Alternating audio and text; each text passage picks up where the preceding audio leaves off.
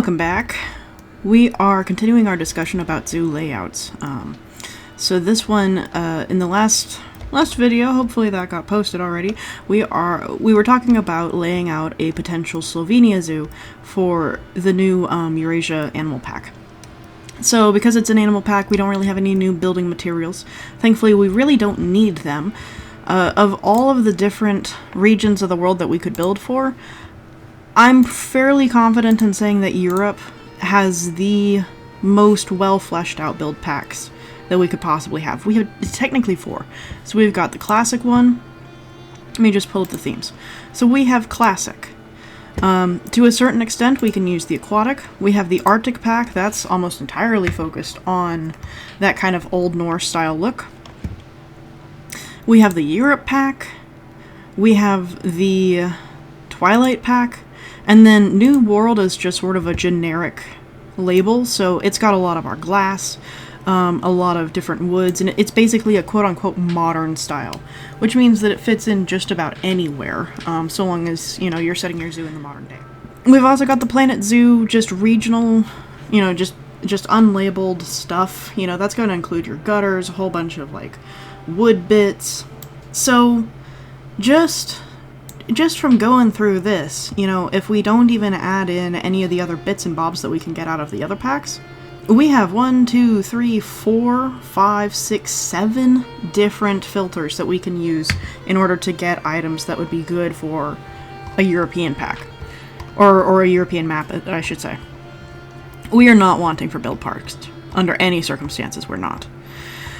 So, I'm not worried about that. But what I am worried about is making sure that we build something that looks good, and in order to do that, you know, last time we talked about our basic ideas for planning out the zoo. Now we are starting on the actual execution. I like to, whenever I'm designing a map, I will start with the bones. You know, where is my stuff going to go? What terrain alterations do I need to make? So as we stated last time, this is going to be the sculpted temperate Europe map, and it puts us in a place that I think looks a little bit like Slovenia. Looks fairly accurate, and we've started carving down our waterway. So we talked about having a waterway through here, and we talked about having a lake over here somewhere. I haven't bothered with that yet. We will add it when it feels more appropriate, and we might move it around. It might be closer. So, just to start, I've gone through with my terrain tool, and I've started testing out where I can use my flattened foundation to create terraces. So, up through here I've got a terrace, up through there I don't. So I started by finding a good midpoint on this route, right around here, and I pulled all the way up north on the map. And then, down here I realized, oh, well the terrain elevation gets really steep. So I started closer to the bottom of the map, and then pulled all the way up to meet it. And this gives us our little waterway.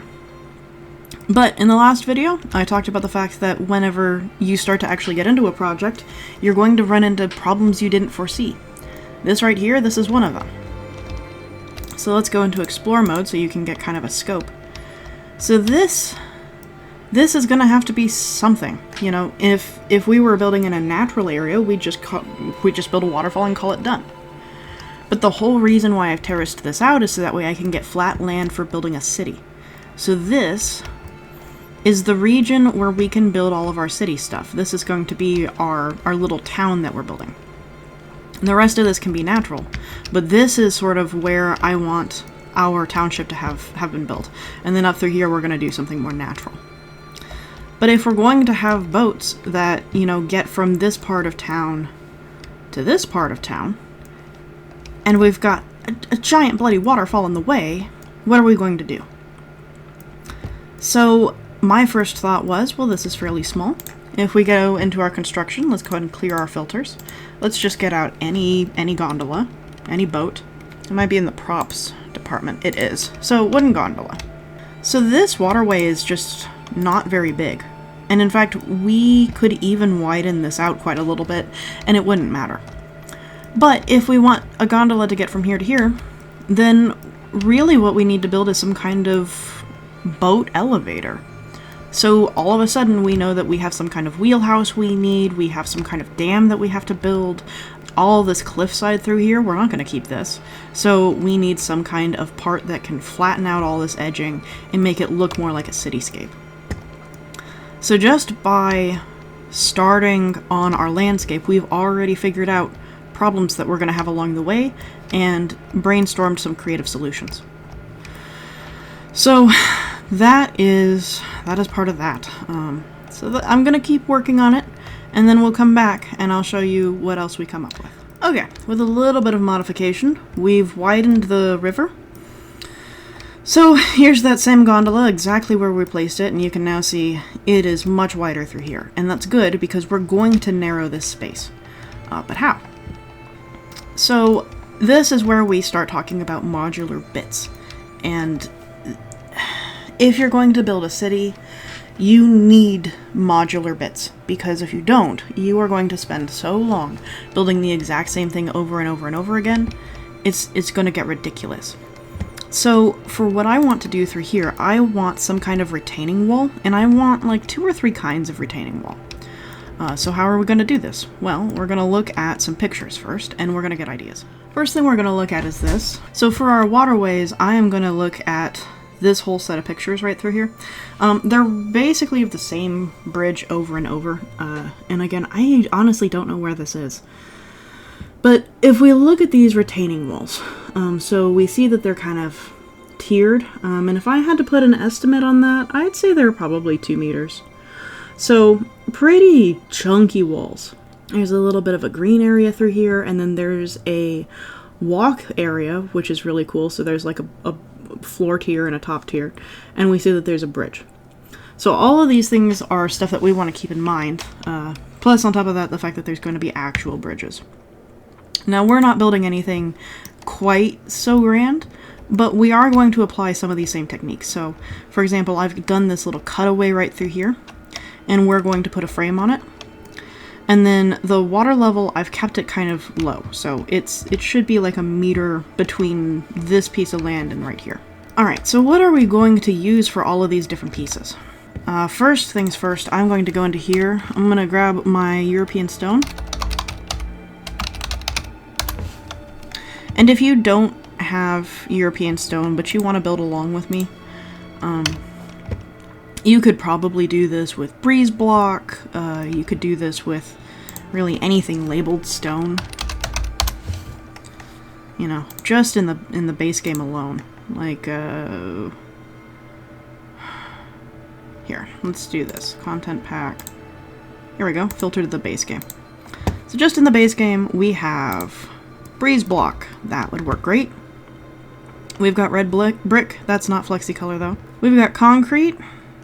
We've got this dry stone. I love building out of dry stone. One of my favorite materials to use. So you have a ton of options, even just without actually having, you know, any of the DLCs. But I'm still going to grab my European stone because I like it the most. Let's get rid of base game tag. Here we go. So I've got random rotation turned off. I've got all of my align stuff turned off. And the easiest way I have found to build edge frames is to take this 4 meter by 2 meter build, drag it up, rotate it, get everything properly aligned the way you want. I want a little lip on mine, and I want to maximize the height because some or all of this is going to be dug into the ground, and I don't care. That's fine. But I don't want this to be quite so big, and I don't want it to have the same texture. So let's pull out our concrete. Let's get our 2 meter by 2 meter. Hit check. And that's it. This is the most important piece I ever use, and it is 2 items. So now I merge that into a group. I'm going to duplicate. And I'm just going to use this all around these edges, and when I'm done, I'll come back and I'll show you what it looks like. Alrighty, so we have done just this little section. Obviously, we haven't continued it down this entire way. Just hasn't really been a reason to yet. I find that when you have a mega project like this, it's better to just focus on sections and then get to the rest. So for now, let me go ahead and add back in this water so you can see what it looks like. There you go. And it's nice and clean. And again, all I've done is I've just used this one piece. That's it.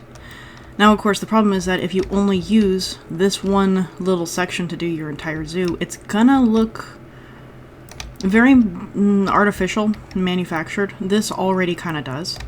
And to a certain extent, that's exactly what we want for a city build. You know, any kind of thing where somebody has clearly come through and done it themselves, like not a non-natural situation, you want that. But there should be variation when you're dealing with age over time. So for example, I've done this little section through here, but when we get farther down the river, we're going to be using something else. We're not going to be just copy-pasting these same build parts along the entire way. And the reason why is because I want to show that this spot on the river is newer, and this is older. And the reason why I want to do that is usually when you have a town, right? If you're dealing with an old European town, you know, something that's, you know, usually 400 years to 1200 years, some of them get that old, your only source is going to be the water source. Or your only source of water is usually going to be some kind of lake or a river. And so you'll build sort of downstream, but of course anything that flows downstream is going to come in this direction. So if you're going to build, and I'm not saying that this happens every time, but I'm saying like if you have the opportunity to plan, then you want to build upstream. Because quite frankly, this is going to be the cleaner area. So usually this will be the newer area, it'll be a richer area, and then as the town down here ages, this will become more dilapidated, and if the city is minded on like making sure that its old historical districts are kept old and historical and, you know, as sort of a remembering of like where things started, then this will be a really nice area. It'll be really well built. Other cities, depending on the power dynamic, this upstream area will be super nice, and down here will be super poor and run down. So you can kind of do a little bit. And all of it just has to do with the fact that the water up here is going to be cleaner than the water down here. So nobody wants to live down here, and so it becomes cheaper, the land devalues, and then this ends up becoming a poorer district where once it was not. So all of that is determined by the water mechanics. You probably noticed in the last video I started by talking about where do I want my river, where do I want my water, and then where do I want my city in between. This is why. Water mechanics change everything about where you're going to live, about how your zoo works. And so the first thing I do when I start building a new zoo is I think about where is my water coming from, and I build that. And then after that everything sort of just goes from there. So that's another way that if you wanted to plan your zoo, base it around where the water's going to be. Of course, this is not going to do. You know, we still have a lot of work that we need to get done. Obviously, we need pathing. So if we are going to have actual guest access, then we're going to need to deal with the pathing tab, which I'm not in love with. I really would love to not do that. On the other hand, if we want to, we can keep this purely as a non-guest zoo. And because I'm working in Sandbox, it's not going to matter to me one way or the other. I don't need the guests. It's frankly easier on my computer if I don't have them. So instead, what we might do is we would do some kind of infill through here. But we're not really ready for that yet. What we need is to finish working on our edging. Or at the very least, how people are going to deal with this waterway.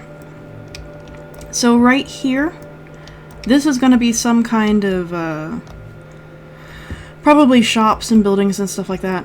And then you would have essentially two angles to go. You could go up and then continue through the city, or you could go down here and walk along this edge. Now, of course, if you want to get really creative with it, you could make a secret network of tunnels that run through here. You could have sewer ways. You could have all kinds of stuff. Just really channel your inner D&D DM. Really start building some stuff out like that. As it stands, I like the idea of this being like a resting area, shops and stuff like that. If we go back to our reference image, we can kind of see that that's what's happening down here. I don't have a lot of good angles on it. This one's a little bit better. But see how there's all of this little seating, and this would be for any of the restaurants up here. This could be for just picnics.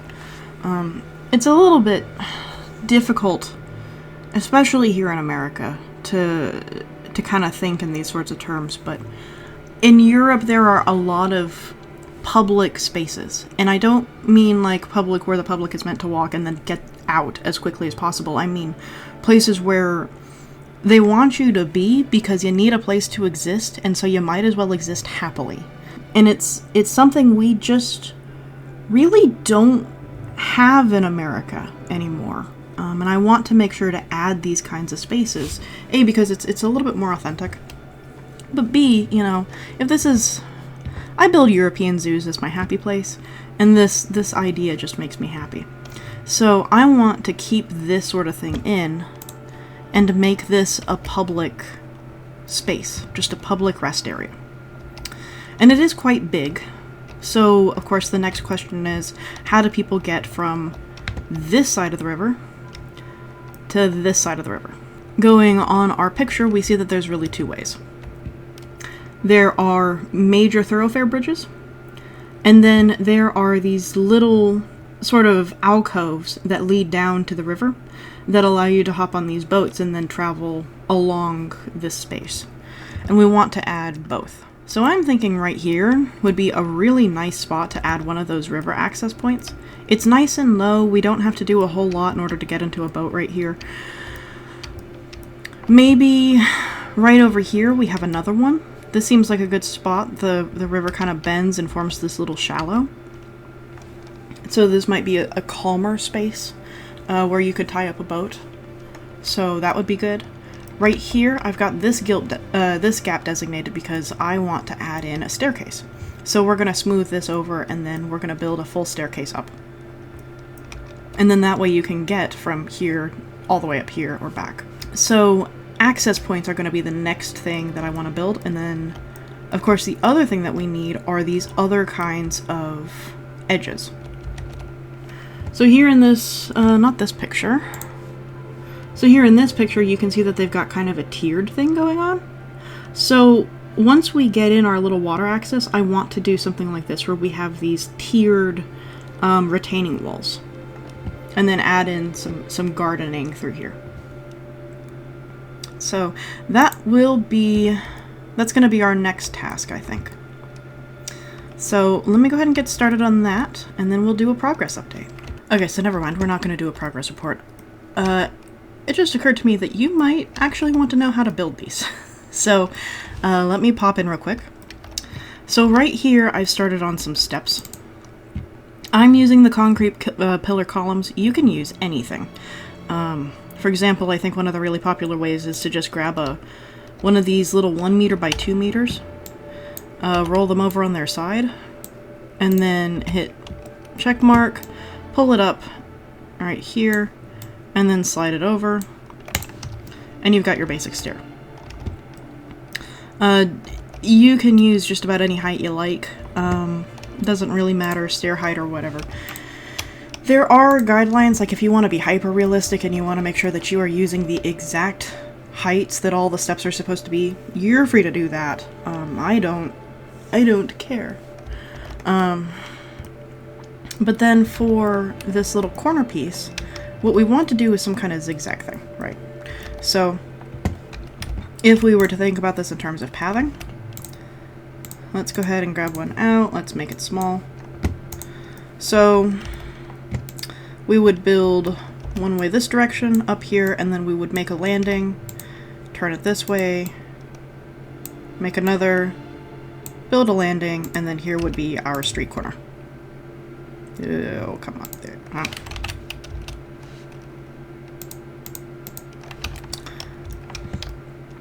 So then we would want to frame all of these edges, and that would be how that would work. And then your stairs are already made, so you don't have to worry about that. However, for this, I don't need to be using paths. It would just make everything more complicated. So instead, I'm making it all myself. And we are now done with our little gondola staircase. This is all completely modular, so I can just duplicate it and move it wherever I need it to be, which I've already done for a couple of locations over here, but you'll notice I'm keeping the camera a little tight. So I mentioned the crippling ADHD. So I may have added a gondola, like an actual one. It just seemed relevant at the time. So if we turn it on, let's add in a couple more cards. And now we have a gondola. We have this kind of boat going through the area. Regardless of whether or not I add more guests, it felt a little bit too diorama-like to just have these little boats and then not actually have any boats moving around our water area. It just seemed kind of stagnant, a little stale. So I've added these. They stay mostly in these central lanes, so that way the slower gondolas can actually like move around, and then if they need to cross or whatever, you've got all this space. And we're going to keep the operations low, so that way they have plenty of time to get from A to B without getting run over. So that is the next thing we added. So of course we need to add a few more kinds of these breaker ledges. I had a word for it earlier. I don't remember it anymore. So let's build another one. I want this one to have a little bit of green space. So I'm going to go into nature. And if you don't have the conservation pack or the aquatic pack, you're not going to have the access to these parts. But you could do it with mulch if you wanted to. In fact, let's just go ahead and do this with mulch. So you can just see what I was going to do. It's not aligned to surface. There we go. So here's one. This is the 1x1 grass patch. Where is it? Here it is. Conservation grass panel. And let's get the same size mulch.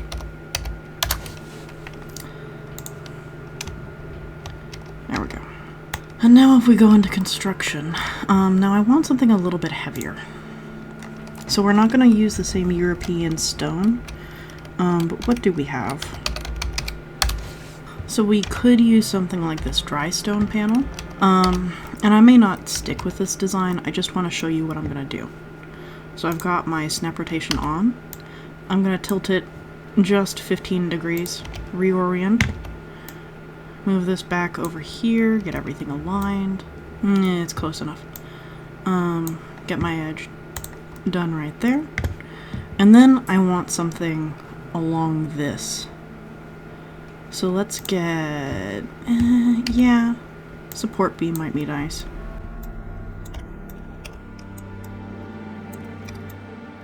And the whole point is that these are going to look older, a little bit more rustic.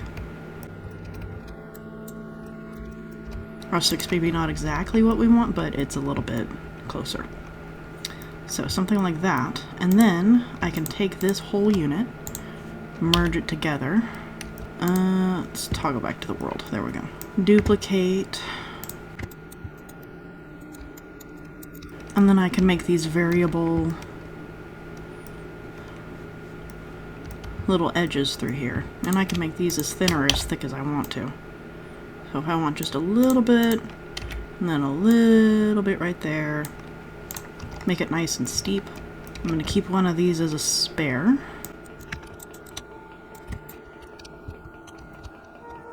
And then that way I can come through here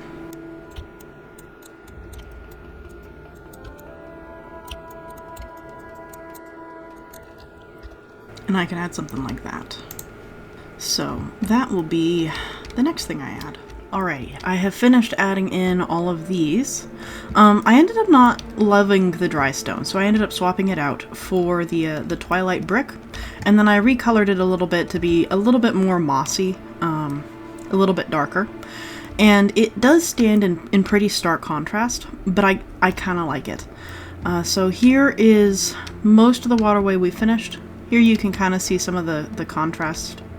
All of our edges are not completely done, but I did build these little boxes just to try and act as spacers between some of the different regions. So We've got one right there, and then just as a stopgap between right here and here, anywhere where the geometry became unwieldy and it just didn't make sense to try and force it to work, I built one of these little blocks, and it just makes everything look a little bit smoother, a little bit more like maybe a professional civil engineer did it instead of me. So yeah, it's nice.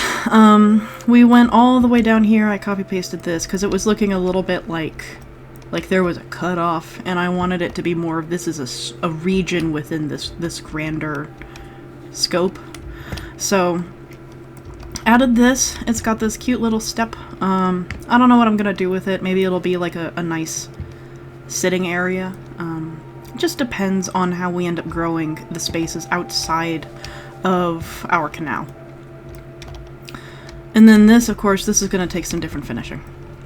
So I think we are going to call it there. Like I said, there's a lot of, like, when you go into planning, there's what you expect to happen, and then there's what actually happens. And in this case, I knew that the terrain was going to be bumpy.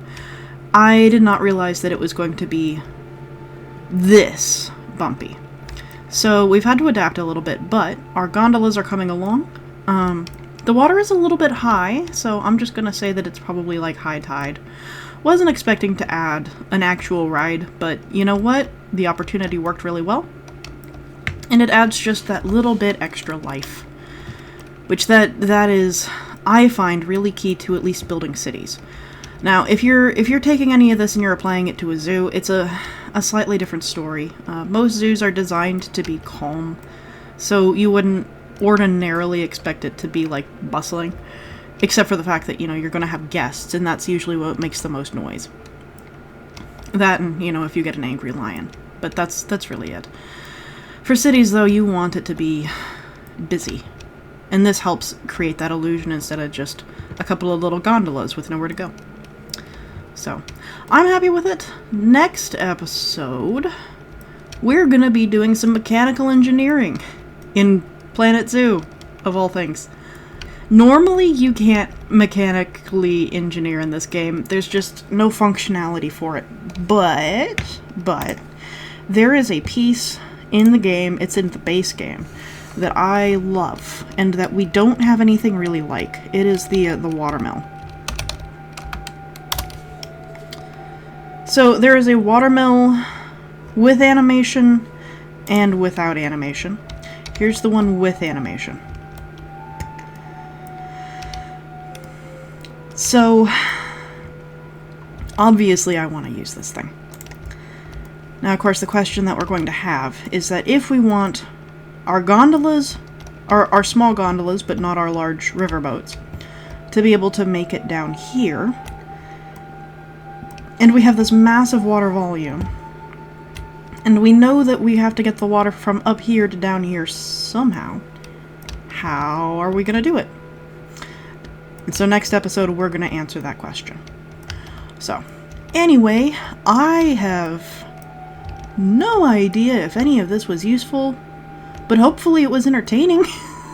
Hopefully you learn, I don't know, something from it. Most of the barriers and stuff that we talked about was very simple stuff. You've probably just done it on your own. But it is, you know, helpful to start thinking in terms of modularity when we start building really big projects, and then just copy-pasting where we need to. And then setting up the bones and then adapting. So anyway, I hope that you will join me next time when we tackle this. Happy building, and have a great day.